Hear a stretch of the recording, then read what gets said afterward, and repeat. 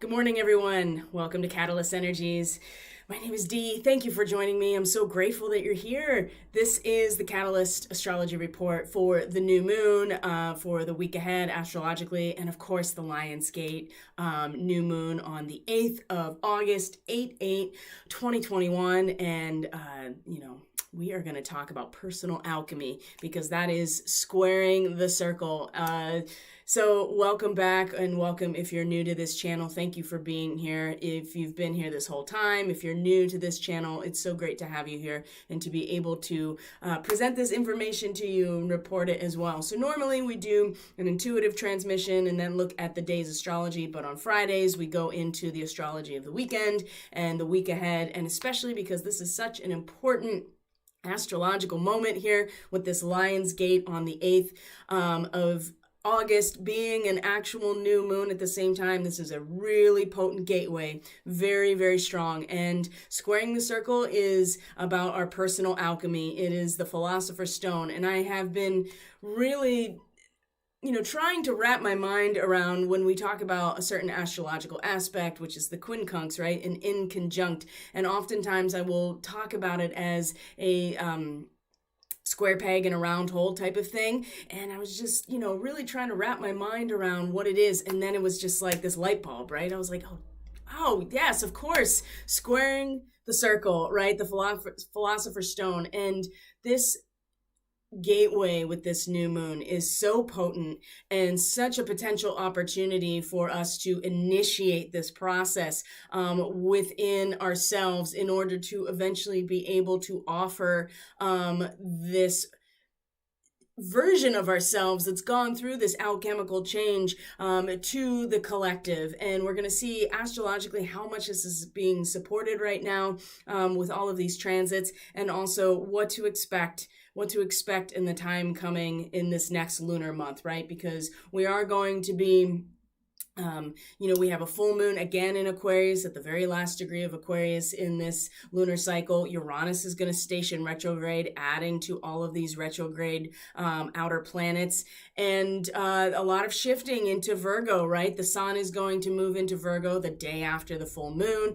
Mercury is going to move into Virgo, which is the sign of its rulership. And so very strong Virgo energy that has been paved. Venus and Mars have been paving the way for us in this time. And Virgo in the 6th house, especially Mercury in Virgo and in the 6th house, is the process of our own internal alchemy. And so much of how we can offer ourselves to this idea of togetherness, bringing our full expression of self, who we are, and the passion that really stimulates that expression, bringing it to the table in a collective, harmonious type of expression, right? It's like everybody coming to sing in the choir. And as you know, if you've ever sang in a choir, when somebody is singing off key, it can be really, it can throw everything off. And so we all have to show up at our best right now. And when we do that, we can really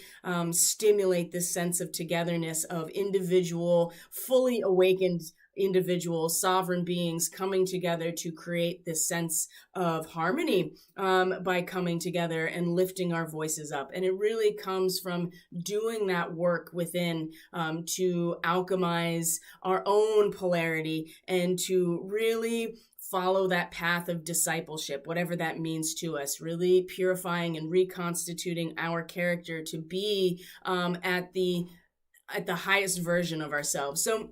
So much astrological support for this new moon. I'm not gonna lie, it's been a little heavy, right? The last, especially the last day or so, I'm still moving forward with my 21-day commitment of the Reiki attunements. I'll be posting my update on that after this broadcast. And, the thing is the more you peel back the layers, right? And the more that you commit to going into this space within yourself, the more that you are going to be going through the range of emotions, the range of experiences, and having to contend with the depth of feeling that goes along with going under the surface of who we are and really doing this work. And when the moon, our first quarter moon after this new moon, right?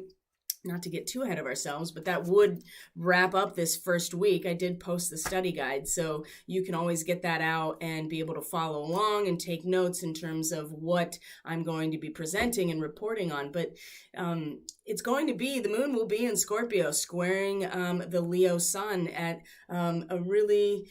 Oh boy. It's just going to be an interesting moment here, where the depth of feeling will be very much palpable, and something that we're all going to personally contend with after this new moon. Because for as much as the togetherness is a great idea and it really motivates us to be the best version of ourselves, we also have to face the reality of that communal action, regardless of what outcome it really creates. And that's part of the challenge of Scorpio in general. Lots of scorpionic energy, of course, with Antares being in the mix with the South Node or K2 and Juno, and the moon's going to be all mixed up in that as well this weekend, and we'll go all into it. So let's get right into it.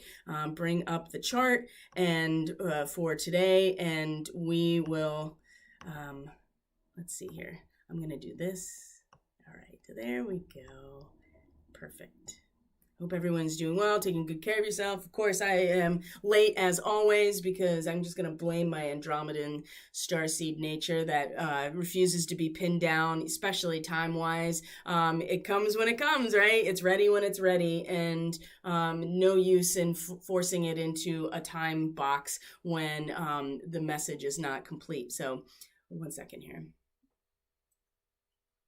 All right, guys, so today's astrology, it's the 6th of August. We're going to go through this weekend. So the moon, of course, is finishing her transit of Cancer right now. And so the dark balsamic moon is not exactly doing us any favors right now, because it is dark. It is very emotional, right? The Cancerian moon is feeling very deeply. So if you are feeling a sense of heaviness, you're feeling even a sense of depression in some ways, just keep in mind that the moon is very dark. It's in its most weight, it's in that period where it's important to kind of just like pull together the loose ends, pay up the debts, whatever it is, to really take stock of what is developed over the course of this lunar month. And with it being in Cancer, it is very emotional. We're very connected to the feels right now, and very deeply connected to the feels. And as you see, as we go through today, we're going to revisit the new moon degree that we were at the beginning of this lunar cycle, its connection to Venus. We're going to have a trine with Neptune today. This is all stuff that's happened. And then the moon is eventually going to go void, of course, later today, either late afternoon on the West Coast, dinner time here on the East Coast, and then later as we move east across in longitude, right? It's going to go void off course. And that means that it doesn't make any more major aspects to anything until she transitions into her next sign, which is going to be Leo. So we're going to also have this opportunity as the moon comes into Leo very early tomorrow morning to start having this very personalized and emotional experience with all of this Leo energy, the heart, the lion, the pride, the sovereign nature, the full expression, the joy, and also too, like the Kundalini starting to unravel and what that feels like within us, right? The moon represents how we feel on the inside and who we are on the inside. The sun is the shining forward of who we are on the outside. And so these two things are going to eventually line up together with the new moon and activate some measure of change and growth within us with every new moon. But as the moon moves through Leo before it gets to this point on the 8th, we're going to have all of these opportunities to, make these connections that the sun and Mercury and even Venus and Mars earlier had made with their connections, right? The opposition to Saturn, the quincunx to the quincunx to Neptune, of course. And again, the quincunx, this is our opportunity for spiritual alchemy, right? The circling of the square. And I'm going to explain that as we go along, especially when we get to the chart for the new moon, so you can understand what this actually means, because it's important that we understand the process of inner alchemy in order to eventually step forward. Because when things start coming into Libra, and in September, this is when things are going to really start popping off. September, especially into October, it is just a cascade effect of prograde, right? All of these larger planets that are retrograde are going to start one by one stationing direct in early October. And so we are still in this period right now of getting ourselves individually shored up, coming to terms with who we are, what our passion leads us to, how we express the full nature of ourselves, how that relates to a healthy collective. And then Virgo season. We haven't even gotten to Virgo season yet, when we are expressing ourselves and really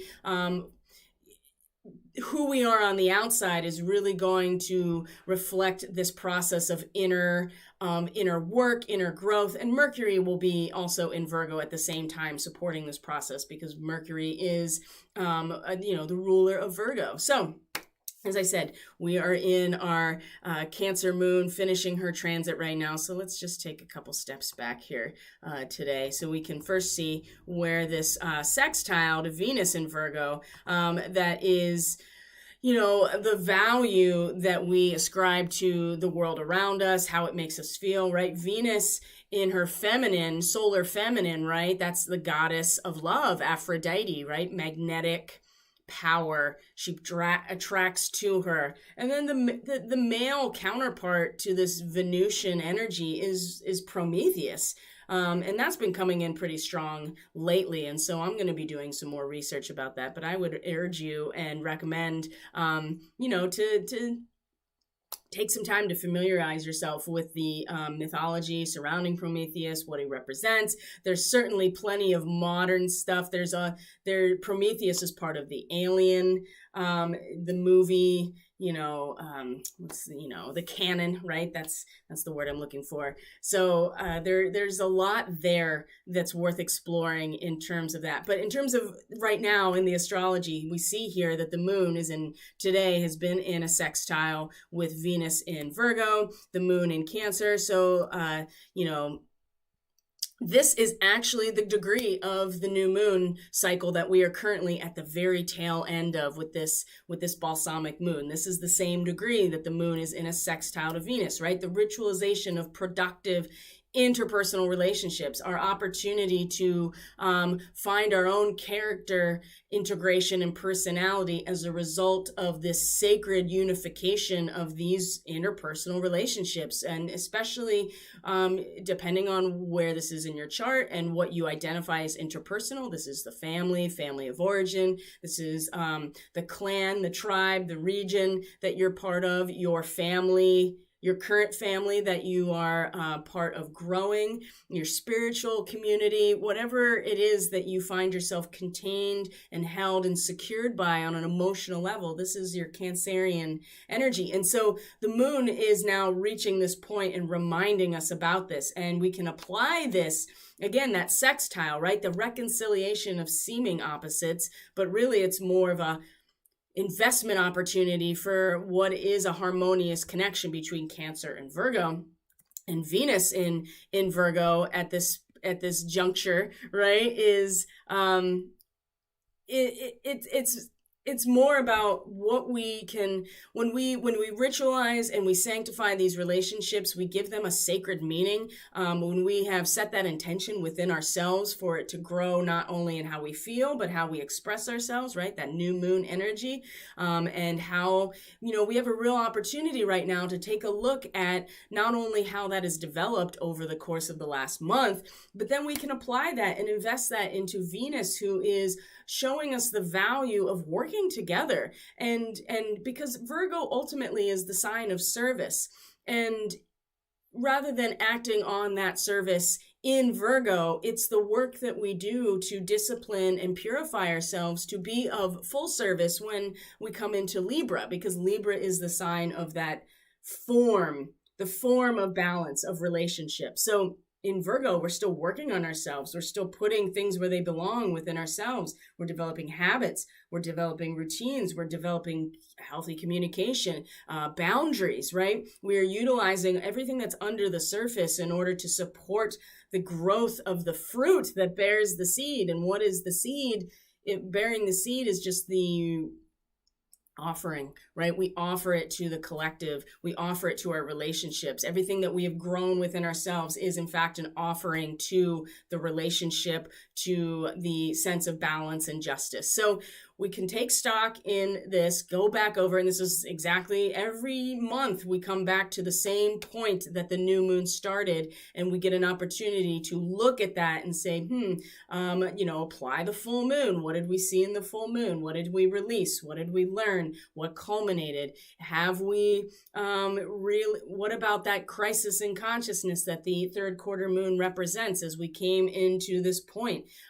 Did we, lean into that friction? Did we grow as a result of that square? And then we can apply this. We can apply that original attention to Venus. That is, like I said, the value that we find in our relationships and our projects and our material reality that has to do with emulating each other in order for all of us to get to some place together, right? Because as you get into the last decan of Virgo, which is in fact ruled by Mercury and is represented by the 10 of discs, it is the accumulation of all of this work into some sort of wealth and security, which is about working together. That is ultimately where the Virgo energy goes, to be of service to the collective form of balance and relationship. So we can apply this. Did we sanctify these relationships?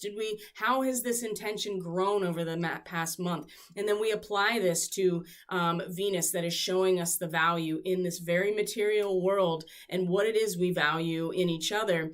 The emulation of each other in this spiritual journey. We're not alone. We're not alone in this spiritual journey. And it's important to realize that we, nobody does it by themselves in a vacuum. Now we have to do our own alchemical work on our own. There's nobody that can do this work for us. But the whole point of it is for all of us to do it together in our own way and then come together and support each other to bring it together and to get somewhere together. So I urge you to take the opportunity to really, this is a great time to be like writing and to, take stock of what has grown over the last month. I mean, writing is kind of my main mode of expression. So that would be what I would suggest. But I mean, there's lots of different things. You can make artwork. You can, write a song. You can, there's just so many different ways that this can be expressed. You can have a conversation, right, with somebody you are in a relationship with, somebody that you are developing some sort of project with. All of these things can be addressed.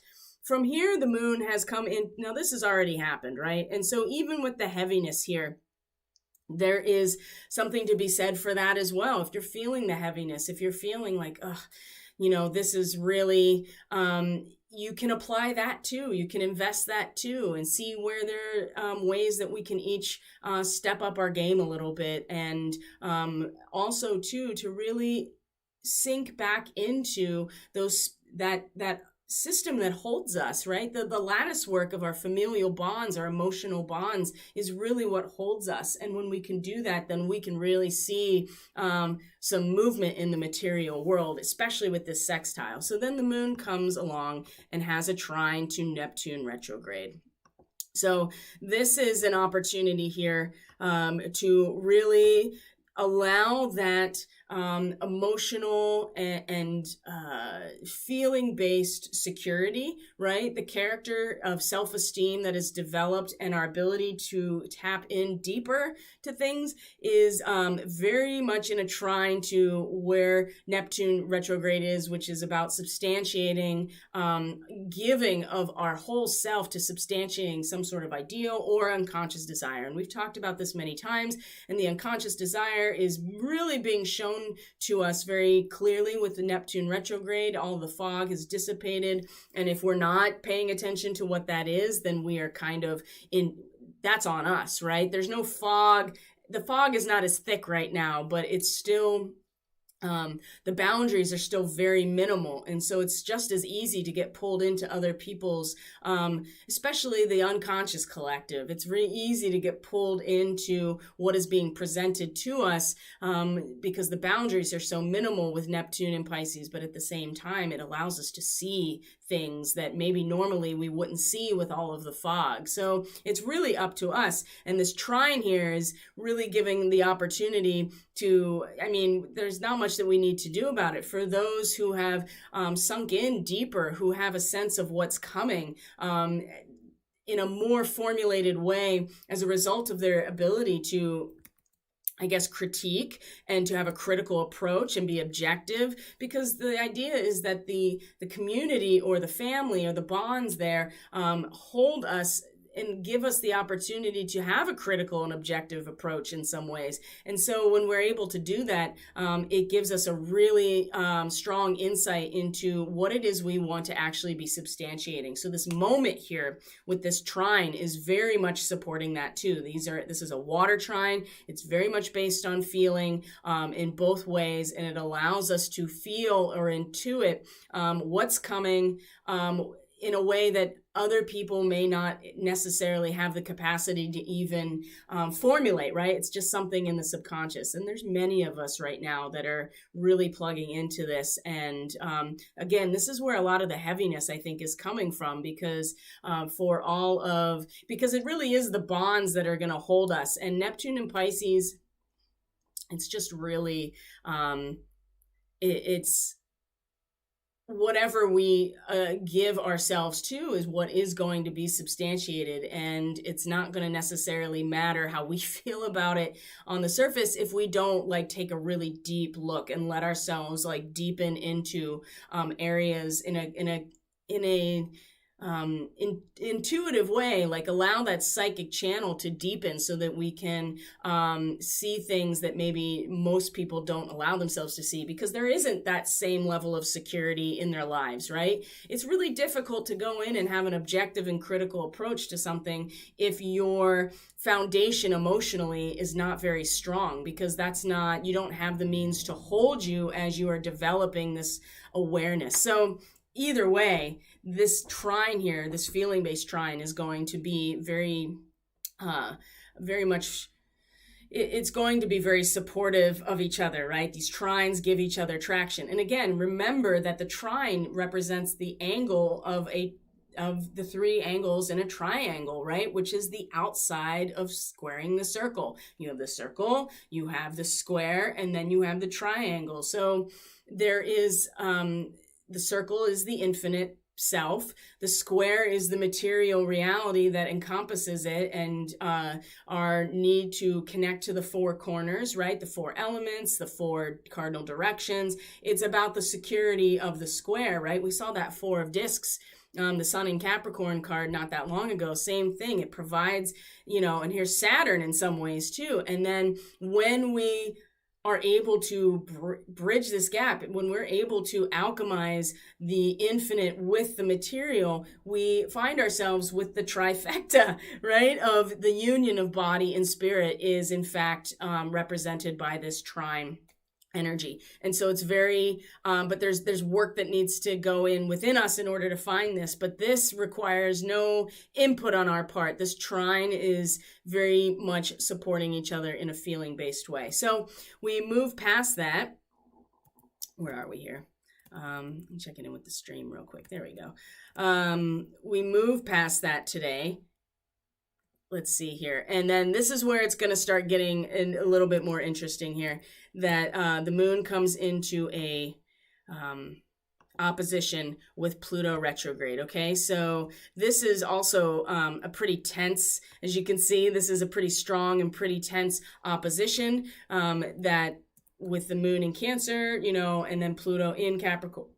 We are feeling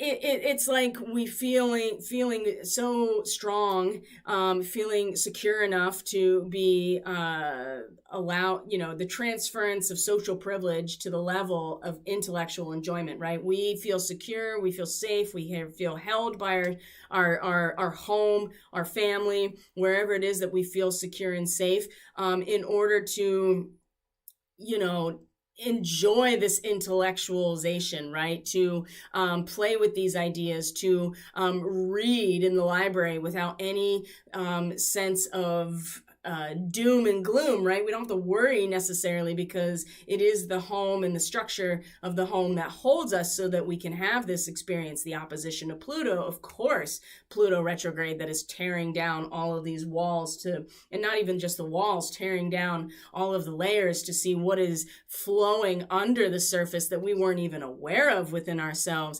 This opposition is going to be a challenge, because we don't want to get too far into one direction or the other, which is very disruptive and destructive. We want to be able to find the fulcrum of this opposition. This is where you gain the most power in any kind of opposition. The tension creates energy. It creates an actual potential energy. And so harnessing the fulcrum is harnessing and balancing these two energies. So we don't want to totally get sucked into the destructive tendencies here of Pluto, even though that is our transformational capacity on a very institutional level of Capricorn. But we also want to make sure that we're not like totally just surrounding and cocooning ourselves in our own safe zone so much that and that we don't acknowledge what is actually happening on a large scale in a very transformational way. It's important that we are not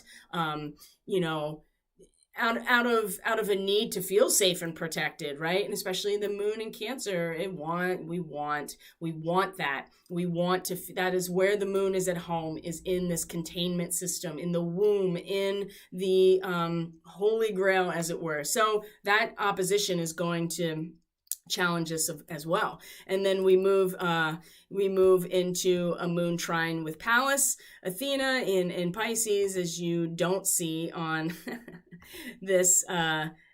this scale here, but I will tell you that this is where our ability to hold fast in the face of the storm, especially when the Sun is about to square Uranus right after this, is and you're going to see here that we're going to see a quincunx with Jupiter. There's that quincunx again right away as we move into the 7th. But in the meantime, this opposition here, Pallas Athena, she is the goddess of wisdom and strategy, and the moon in Cancer is like, what is it that we have that's actually stable as the storm rampages through a canyon and destroys everything else? There's like a catharsis that's here.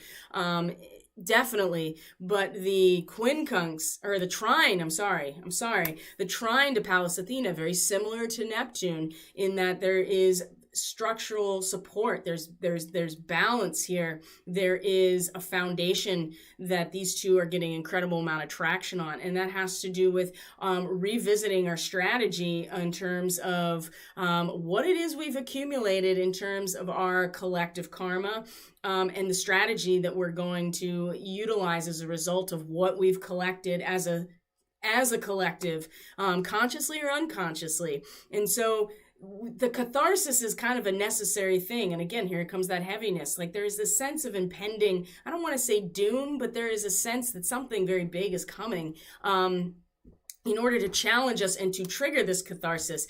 And with the Sun in a square to Uranus by the end of the day, this is a big one, right? Because there's another power struggle between our ego consciousness, the full expression of who we are in its home rulership sign of Leo, right? You're about to make the crossover from the combustion of Leo into the release of the energy. And it's, so many things have passed over this point, and we're in a square to Uranus. And this by far is probably going to be the most challenging part, because the Sun is so strong in its home sign, and this really is like a parade we're on this parade float going down and everybody's cheering for us, and we are fully expressing ourselves through the process of the parade, the pageant. And it's important to understand what this Sabian symbol really represents, because on the surface it's so like, look at me, I'm the center and I'm so great, and that's true, right? And I think it's important that we acknowledge that, because we have to take that energy with us into the new moon. But it's a release. It's a sensational release of energy in a way that dramatizes our unconscious aspirations of our instinctual nature. Something that Leo is about that animal passion. It's the Kundalini, and it has to be within a vessel that is able to hold it as a divine energy, as opposed to our own ego consciousness. And so it is a release of energy, and it dramatizes it, and we're able, in our own minds, able to give like a public demonstration of our ability to have an impact, right? And it's very dramatic, and it's a dramatic representation of popular ideals, right? Like, yay, we're on the pageant, we're on the float, we're going through the street, people are cheering. It's our mind's way of showing everything that we're capable of and what our aspirations are on a really base level of expression, right? And again, everything has come along and squared Uranus at the same degree in Leo, and now it's the sun. So let's just go over it real quick, that Uranus is having us brave the storm. And so as the parade turns the corner, literally squaring, right, cross purposes, it finally does turn the corner, and it meets that, there's like a tornado funnel and like a hailstorm in front of us. And what are we going to do about it? This square is going to be very challenging, and there are some inner catharses that are being set up for us in order to reassess our strategy so that we can face this, and it's not to say that we shouldn't have this release of energy, that we shouldn't give this public demonstration, that we shouldn't even, acknowledge this part of ourselves. We absolutely should. It's the square here that's going to give us the friction in order to really grow into the version we want to show up with, okay? And so there's something really big that's coming out of today or into tomorrow as well. So sorry, excuse me. It's interesting when I get like choked up or can't speak at certain points, right? So something else to consider about today before we move on is that Mercury in Leo, before it gets to this point, is at the same degree. So if we go back just a little bit, Mercury is at the degree that Mars and Venus were in a conjunction at this same degree, 19 to 20 degrees Leo. Let's go back a little bit, just so you can see it, right? This is where Mercury is. So remember when that happened like a month ago, where Venus and Mars came together in their sacred union in this point, right? Really expressing their glorification of natural energies, really revering what the sun offers, revering and activating within us, the sun within us, our own heart, the center of who we are in some ways, and returning to nature. And glorifying that process after a long, after a long time of being separated from it. And so Mercury is going to come around, and also today is going to give us a mental review. In some ways it's going to activate this again, but in our conceptualization, in our communication. And so what Venus and Mars came together and activated in their conjunction, you're right, the Emperor and the Empress come together, and their union is in fact a reverence for these natural energies, of what sustains us. Now Mercury is going to come along and kind of utilize this as the magician, isn't it? And really bask in it. It is the light that comes from the sun and all of the stars, in fact, that is able to, Mercury is able to traverse the universe on these light beams. So this is, we also get an awareness of why we're here and what we're doing in the first place with Mercury. So as we move to tomorrow, right, we're going to move to tomorrow, which is Saturday. This is all on the study guide for y'all for this week. It's still up and available, and we have the sun moves into a new position. So there is a sense here that by the time we reach tomorrow, that there will be kind of like a rainbow after the storm type of energy, right? We'll rejoice in the sunshine after whatever this square the sun and Uranus provide for us.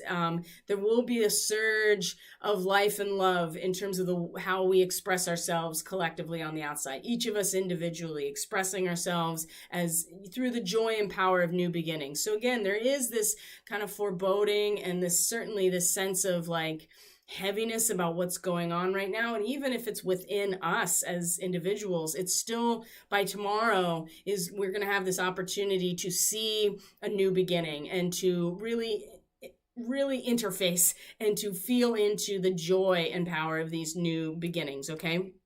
So, in terms of the transits, the moon will be in Leo at this point, as of 3:30 a.m. Eastern Standard Time. And let's see what we got here. So that's not what I'm looking at. There we go. So the first thing I want to point out is that before that happens, the moon is going to finish her time in Cancer with a quincunx. There's that quincunx again, the squaring of the circle, right? The personal alchemy that we all have to do. And it comes from we have to make an adjustment, right? We have to make an adjustment to ourselves in order to be able to alchemize this seemingly unfitting relationship, right?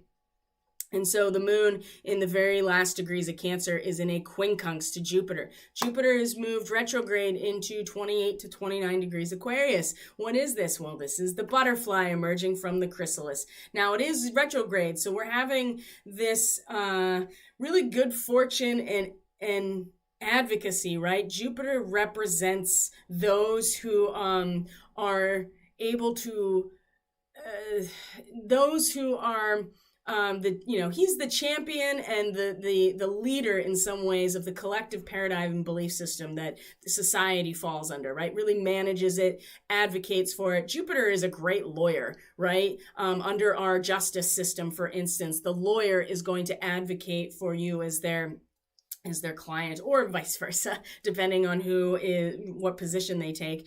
But they are making the argument and looking at the big picture. So Jupiter, at least in a retrograde, is expanding this within us, but also it's giving us good fortune and kind of luck and representing us in our own metamorphosis through the collective, right? Because Aquarius is the form of the collective itself, made of individual sovereign beings. So Jupiter is moving into this space, and the moon has a quincunx right before she moves into Leo. And this really represents that space within us where we are trying to weigh out all of our alternatives within us, right? Using our own internal sense of feeling to come to a balance between these two these two perspectives, these two actions, these two decisions. And it's really about us on the inside, how we intuitively balance this out. And that quincunx right there is going to, again, kind of push us into a place where we have to alchemize in some way. We have to learn to circle or square the circle. We learn to materialize what is immaterial, right? The infinite part of ourselves, this as the circle, we have this opportunity here. And so we feel this like back and forth, making these intuitive decisions, right? This ability to very deeply within ourselves make a decision. And at the same time, Jupiter is like, there's no decision necessarily to be made. You are coming out of your own chrysalis right now, and I'm supporting that in a very, very good and fortunate way. You know, Jupiter is if you're on Jupiter's good side, he's going to hook you up, right? And so in terms of like an inner experience, we're all going through this metamorphosis and really feeling the beneficence of it within ourselves. And this quincunx with the moon in Cancer is force us to adjust ourselves in terms of making a decision and like trying to weigh out all alternatives, when in fact there's so much expansion within us in terms of our ability to exit this chrysalis. Oh wow. And you know, Jupiter is going to come back over this point in its prograde, or its direct motion in the fall. So we are also going to fall into the winter. So at that point, it's going to be much more of an active collective expansion of the collective coming out of the chrysalis in some way. So right now we're experiencing this within, and we can utilize this energy, this adjustment period, to really get an idea of where it is we want to put our self, how we adapt to reality, right? The moon. And maybe it's not about making a decision about which side, but more about just allowing ourselves to transform through the collective that we're part of. So and then Vesta. Oh, Vesta comes into a sextile with Juno tomorrow, and this whole complex is going to be really highlighted, especially when the moon comes around to be in a trine to Juno, a trine to K2, all on the heart of the Scorpion. And this is really going to, it takes us back to that third quarter moon, actually. Takes us back to the third quarter moon, where we had that square between the moon in Taurus and the sun in Leo, where we are expressing ourselves and really coming to know ourselves outwardly through our ability to apply our own spirit to the shaping of our own personality and our own sense of self, right? This glass blower that is shaping the glass. So when this whole complex of the moon at that point in a trine to Juno and a trine to K2, sextile to Vesta, right? That reconciliation and that harmonization with the goddess of the flame, right? The hearth flame at the center. This is really going to, if we do nothing, we can shape things based on, if we do nothing, at the very least, we can plug into the momentum of where we've been karmically, which is K2 or the South Node. And with Juno moving direct now on the heart of Antares, she is very active in terms of managing the balance in relationships and commitments, contractual obligations, and betrayal, and bringing it up to the surface and doing something about it. So if we do nothing, if we don't invest any of this energy within us, certainly there will be a connection to the heart of the Scorpion, and we will use our creative intensity and our spirit to shape something based out of that. It's the real trick is going to be applying this moment to Rahu, or the North Node over here, and be able to, so let's go forward here so you can see what I'm talking about. The trick is going to be applying this energy to where Rahu, or the North Node, is, in order for each of us in our own minds and conceptualization to take that arrow out of our quiver and very masterfully be able to pierce through our own obstacle of our ego, right? Of our ego consciousness, right? It's a very Zen type of thing in terms of archery, is getting right to the bullseye of our own ego, as opposed to the bullseye that is the heart of the Scorpion, which represents the center of the dynamic of power when we come together. It's not going to be easy. And so we have to make a decision in here about what we're going to do about that. And we can, at the very least, use the trine to K2 and to Juno as the momentum to move us towards the North Node, because that is the direction of our soul's karmic growth. It is where the soul leads you in order to evolve in this lifetime, is Rahu, or the moon's North Node. So tomorrow is certainly going to give us some opportunities to apply what we had to, the friction about our ability to actually shape the reality and shape ourselves too. Because at the same time of that third quarter moon squaring the sun, how we felt on the inside was like, I just need to be able to find happiness in the darkness, because I trust that these cycles are going to unfold on their own natural cycles. And both of those are right. It's the friction that we have to contend with. And so that's just going to make it even more, bring it more into our emotional awareness in terms of our ability to shape ourselves and to utilize our own spirit in order to do so, right? The glass blowing. So that's Saturday in terms of the transits. And then the moon comes into an opposition with Saturn, and feelings are going to be, boy, oh boy, feelings versus reality is going to be really, really strong. And that 10 degrees of Leo is the exalted feeling after that rises within each of us, our own soul, when we have successfully passed through some sort of test that has, something that has tested our strength, right? And our faith. It's like getting through the night and seeing the dew in the morning, sparkling in the sunlight. It's just like, yes, we made it through.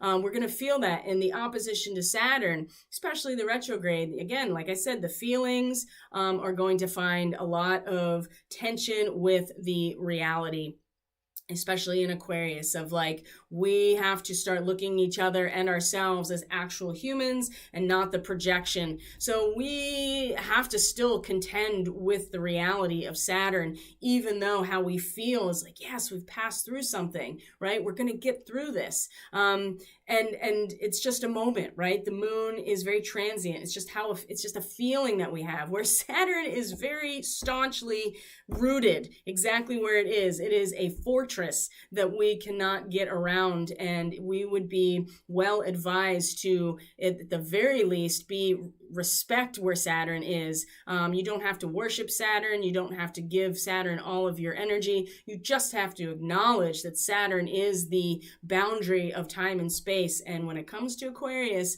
it's fairly powerful there. So, and then of course, Saturday wraps up with the Mercury in a quincunx. There's the quincunx again with Neptune.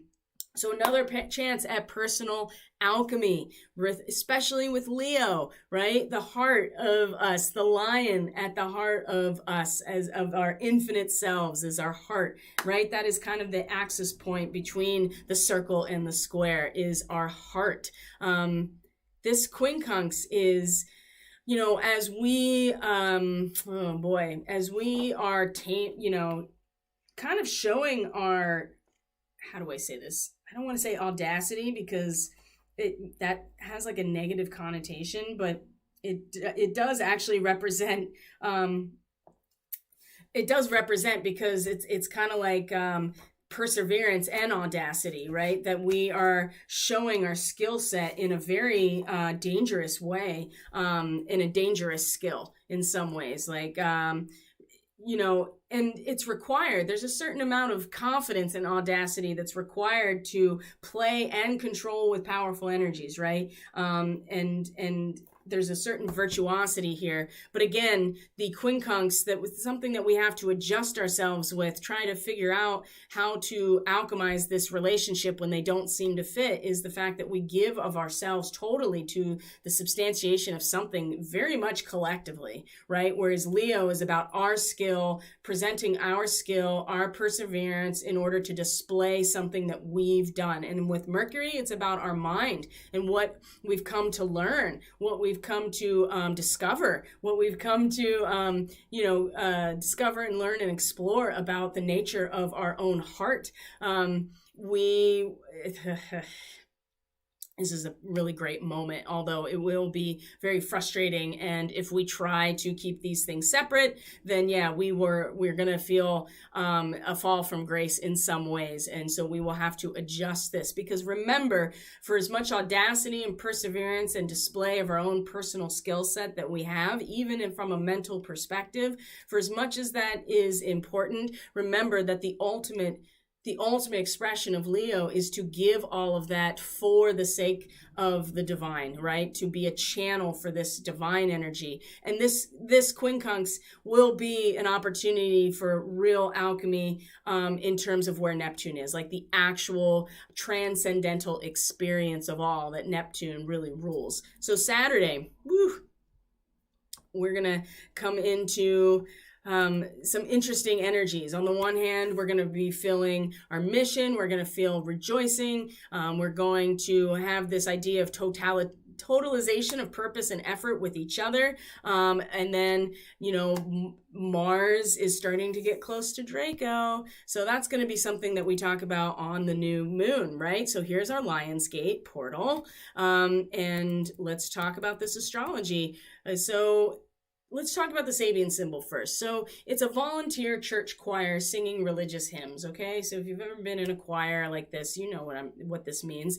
So it's an idealized aspect of togetherness, right? It's a feeling of togetherness which unites us in our dedication to a collective ideal, right? So we become refreshed by the experience of these shared experiences, values, and beliefs. We come together and perform and sing these hymns, right? These religious hymns that are worshiping the divine, that are in expressing these shared values and beliefs of this community. And what is sung does reflect in the special way in which a particular community interprets the realities of our existence, right? It's idealized. So that's something that is really important to keep in mind as we embark on this Lionsgate, because this is an incredible opportunity, this new moon. And also too, where Mercury is totally concentrated, right? No halfway measures in terms of our mental capacity. We are going to focus ourselves on inner spiritual attainment so much that we kind of forget about everything else. It's like the yogi that is sitting in meditation forever and everything is growing long and he's unkempt and not clean, right? But there are no halfway measures if the goal is true unification. So our mind is really going to be bringing us there as well. And then with the sun and moon together, right? This is our time to initiate and set these intentions to feel this togetherness, to come together as individual sovereign beings, to sing together in a way that reflects the special way that we, as a community, as a collective, interpret what the reality of our existence is. So it really depends on how we all come together, right?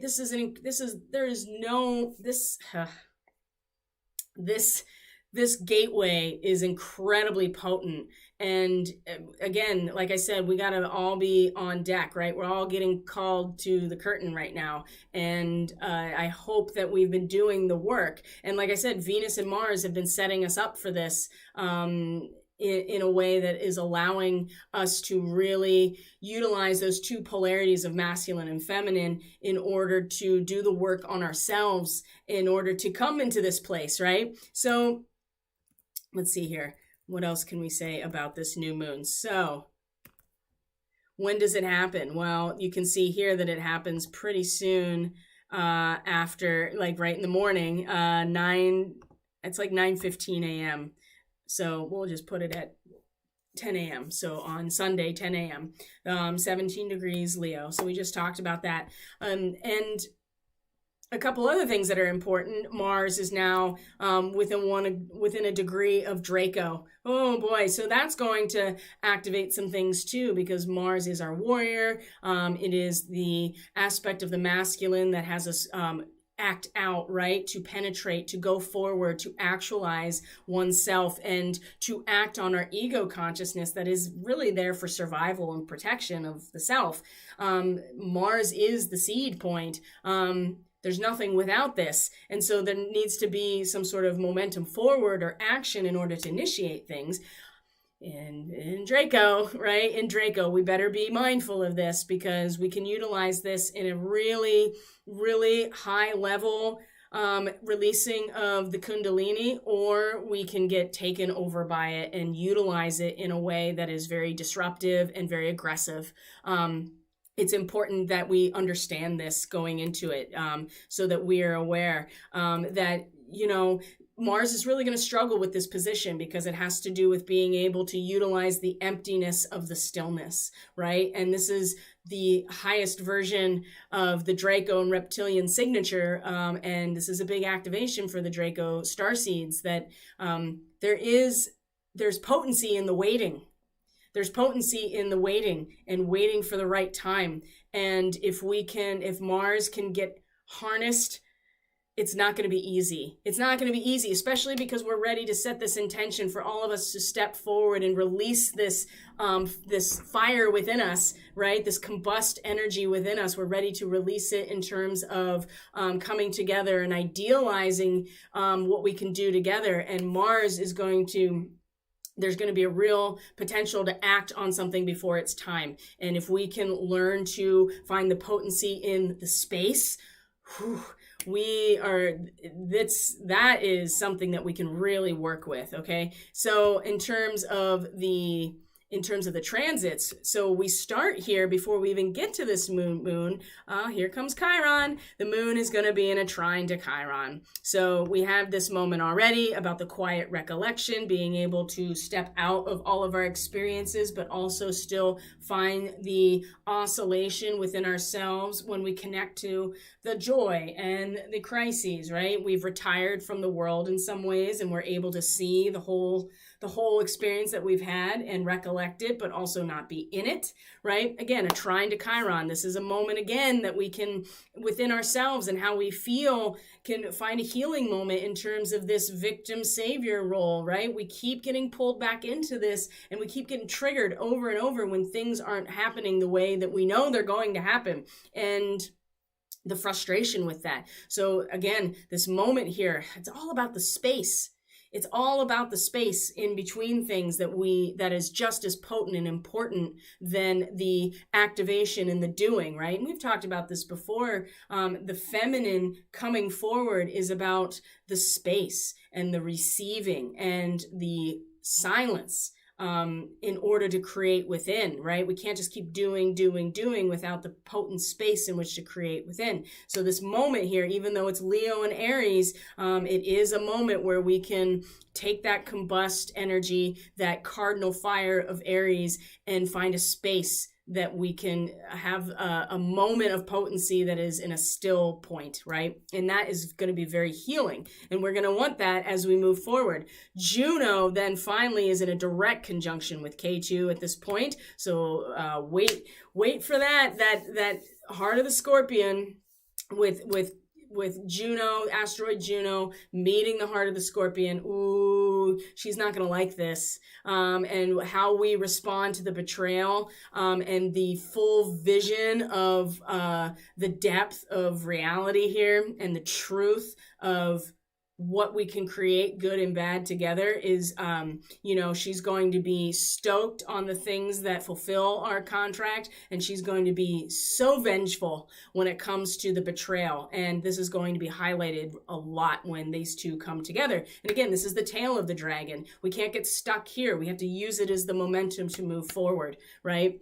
The moon will then come into a square with Uranus right before the new moon. So just like the sun is going to be squaring Uranus today, we will then have a more personalized internal experience this in a moment, right? Just to remind us how this felt when these two aspects came into a square. We are going to experience it in terms of the friction how we are on the outside, right? The person we are on the outside expressing ourselves. This is going to give us a moment to be like, remember how that felt? How did that feel? Make sure you know how that felt, and really lean into that feeling so that you can learn something as we go into the new moon energy, right? That portal is opening right now. It's just going to keep getting stronger, and by Sunday, it's going to be fully engaged. The moon, like I said, the moon then conjuncts the sun. There's our new moon. All right, guys. And then we are going to have the moon go forward and quincunx Neptune.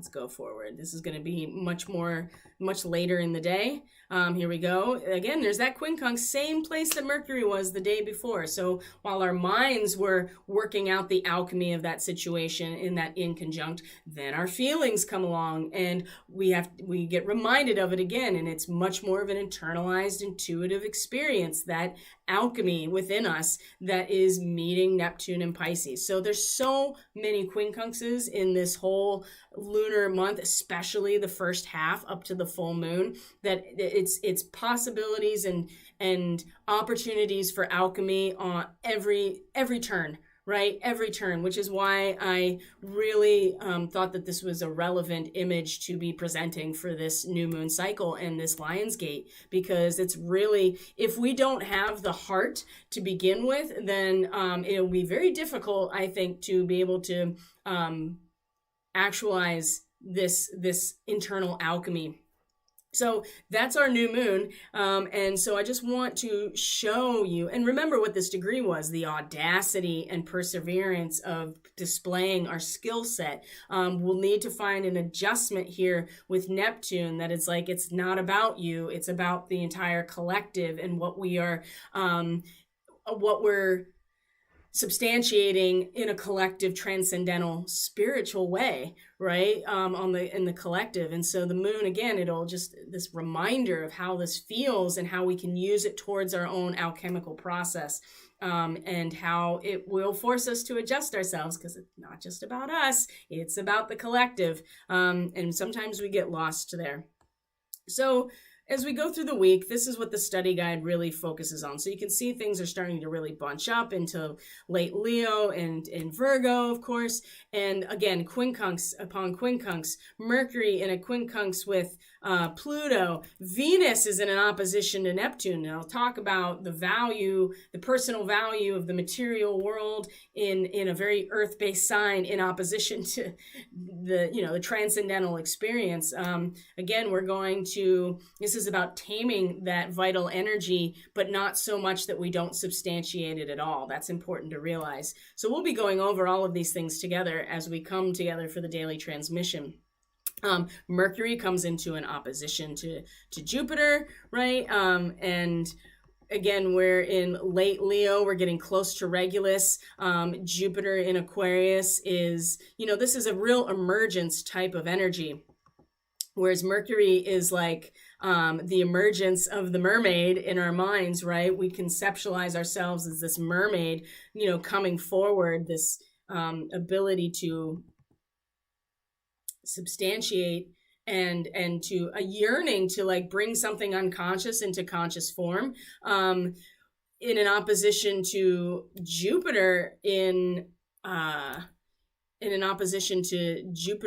Aquarius, that is is a much more is much more about the emerging from the chrysalis. So again, the opposition and the tension between us as individuals and what we are bringing to the table in opposition to what the collective and what's happening with the collective. So we may feel within us, this desire and this yearning for something unconscious to come in and find form through our minds, right? Through our communication, through our mental capacity. The tension here is that Jupiter is the advocate and the representative of the collective power right now, which is having us emerge from a chrysalis, but it's an internalized experience with Jupiter retrograde. So and then right after that is when Mercury enters Virgo, which is its rulership. And this Virgo energy is going to take off at this point, because this is where Mercury as its feminine side in Virgo is really going to start giving us the capacity to actually discriminate and to be intuitive at the same time, putting things where they belong, using our mental processes to actually not only cultivate, but just bring in all of the material aspects that we have been working on within ourselves and really start to put things where they belong. Analysis. That is the essence of Mercury and Virgo. And wealth, right? The accumulation of material wealth. And that's not so much about finances. That is about the wealth within us when we purify and discipline ourselves, when we have ourselves at that point, then there's nothing that we can't accomplish. So this is the Virgo energy is going to get very strong. Venus comes into a trine with Pluto retrograde. And so this moment here with Venus, oh boy, we're going to have to, this is where we give ourselves fully over to the as a cultural hero in some ways, right?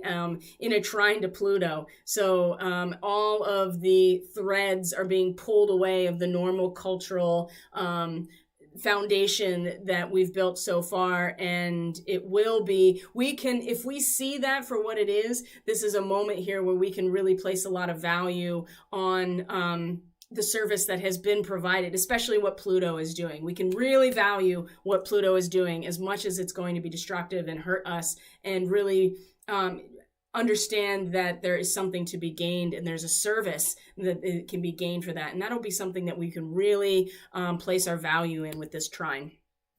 And then Mars, another quincunx. Mars comes into a quincunx with Saturn. And here's another opportunity for that circle, squaring the circle, circling the square, squaring the circle. Right here, Mars is in Virgo, is really, oh boy, wanting to, it's like Mars has gotten to the point where it's able to look out and be in the world, but not of it. And the quincunx, again, is that really very firm boundary of reality, of just like, we still have to see ourselves and each other as actual people and not screens that we project onto. And the quincunx here is going to provide us an opportunity to alchemize that. How do we be in the world and not of it, but also treat each other and ourselves as the actual people we are, instead of getting like outside of it and then just projecting onto everybody. This is going to be a strong opportunity as we finish up the week here. And then we come into the 13th, and we have the moon. Where did it go? The moon is in Libra. It's going to come into Scorpio, and this is where it is going to square the Leo sun. So I'm going to leave it there for now. There's a couple things that we can talk about as we go through the rest of the month. But one thing I will say here is that, the quincunxes are just down the line in this second week. You're going to see, look at them, they're everywhere. All of these alchemical opportunities as we go through the week leading up to the Aquarian full moon. Here's a T-square with Mercury and the nodal axis and the moon. Boy, oh boy.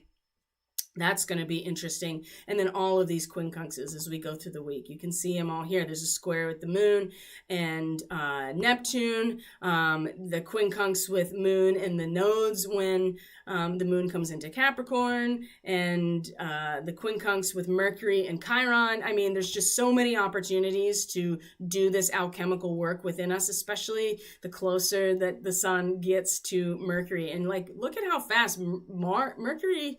I mean, the sun getting to Virgo. Mercury is just flying through Virgo, is going to be in Libra by the end of the month. So by the time we get to, and we're going to see that Venus comes into a trine with the node, right?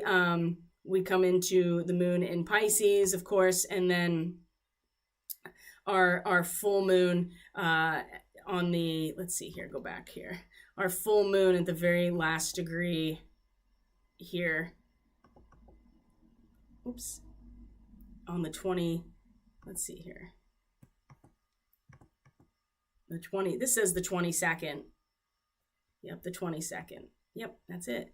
Comes into a full moon on the 22nd, which is a Sunday, and then the sun comes into Virgo right after that. And then we have the last half of this cycle. And also the big one, Uranus stations retrograde, okay? So adding to all of these outer planets, Pluto, Saturn, Jupiter, Neptune, Chiron, and now Uranus, all retrograde. So these large transpersonal planets. And finally, the planet that represents the triggering of our mass awakening is also going retrograde. So in some ways, this is going to be kind of like a relief, but in other ways, it's going to start bringing up all of this stuff that we've already passed over that's going to be instigated within us. We're going to have to take a stronger look within ourselves in order to do this. And Mars is going to trine is going to trine Uranus before it stations retrograde. So it's, there's a lot of opportunities here in this next week. And the real pinnacle of this is our intention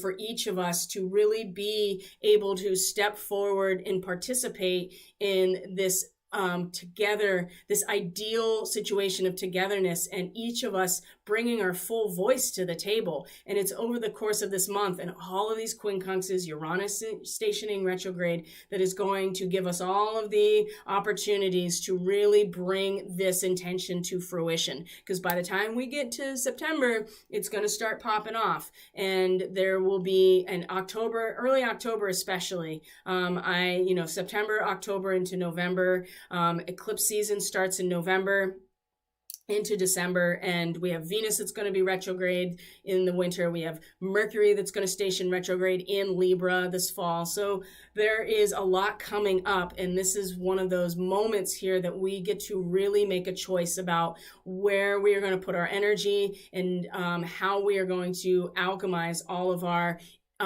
internally alchemize all of our potential so that we can bring our best self forward into a collective situation. So, like I said, there's so much going on here.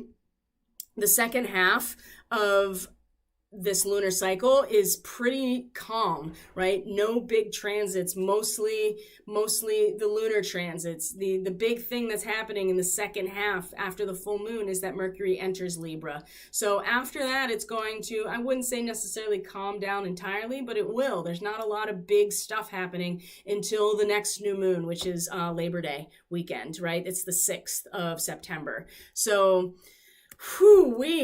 guys, I hope you were following. There's a lot going on here, but I think that what we have to work with here is incredible. So it looks like I'm keeping it at the same amount of time as usual, so that's good. So I'm going to leave it here. Thank you so much for being here. I truly appreciate each and every one of you. If you're interested in a reading or energetic support during this process, you can book through catalystenergies.net.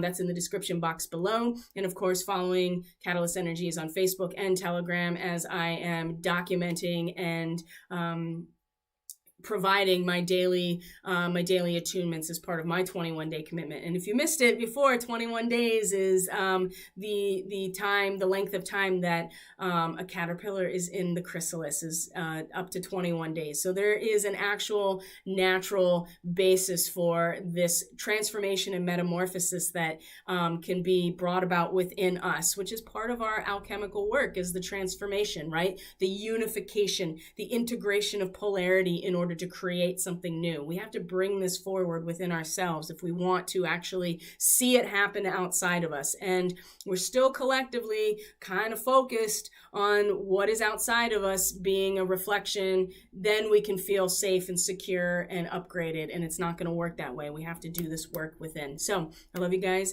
Thank you for being here. Have a wonderful weekend. Enjoy the new moon and the Lionsgate portal. There's probably no shortage of opportunities to commune and to connect and to have ceremonies. So do whatever you feel called to do to really set this intention with the new moon. And I'll see you guys on Monday for the daily transmission. Take care.